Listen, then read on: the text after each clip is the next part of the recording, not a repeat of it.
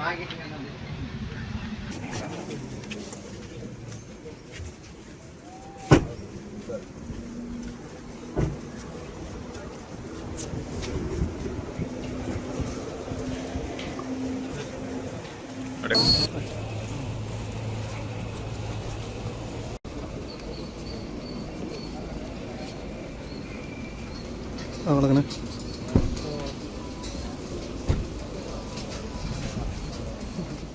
என்னோட பேர் சந்திரன், farmer IGP IPS officer.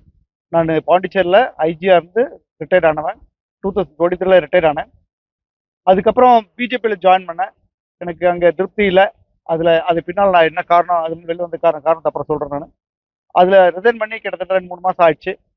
பார்க்கும்போது இப்போ இன்னைக்கு வந்து நாங்கள் டிவிகே ஃபார்முலா வந்து தமிழக வெற்றி கழகத்தில் வந்து அவங்க இங்கே களத்தில் இருக்கிறவங்களோட சந்திச்சு பேசணும், என்னென்ன ப்ராஸ்பரஸ் இருக்குது, எப்படி இருக்குது அப்படின்னு சொல்லிட்டு பேசும்போது எங்களுக்கு ரொம்ப திருப்தியாக இருக்குது. மக்களுக்கு நல்லா செய்யக்கூடிய ஒரு வாய்ப்புகள், சந்தர்ப்பங்கள் கிடைக்கும் அப்படின்னு நாங்கள் நம்புகிறோம். அதனுடைய அடிப்படையில் நாங்கள் ஜாயின் பண்ணலாம் அப்படின்னு ஃபார்முலா டிஸ்கஷனில் முடிவு பண்ணிக்கிறேன். நாளைக்கு வந்து நாங்கள் ஜாயின் பண்ண போகிறோம். நாளைக்கு தலைவர் விஜய் வர போகிறாரு. அவங்களோட சேர்ந்து நாங்கள் இந்த தமிழக வெற்றி கழகத்தில் இணைஞ்சு பணிபுரியலான்னு இருக்கிறோம். நாட்டுக்கு என்ன பண்ண முடியும், மக்களுக்கு என்ன பண்ண முடியும் அப்படிங்கிறது பாண்டிச்சேரியிலேருந்து நாங்கள் வந்திருக்கோம். இப்போ பாண்டிச்சேரியில் பார்த்தீங்கன்னா சார் வந்து சுவாமிநாதன் பிஜேபியில் தலைவராக இருந்தார். அவர் 25 வருஷமாக தலைவராக இருந்துட்டு அதில் வெளில வந்துட்டார். சார் வந்து பெரியசாமி, அவர் வந்து அதிமுகவில் எம்எல்ஏவாக இருந்தார். அவரு வெளில வந்துட்டார்.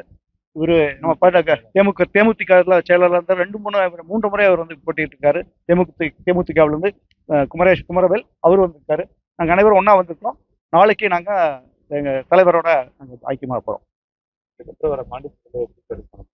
கண்டிப்பா இப்போ வந்து மக்கள் இளைஞர்கள்லாம் ரொம்ப எழுச்சியாக இருக்காங்க, ஒரு மாற்றத்தை விரும்புகிறாங்க.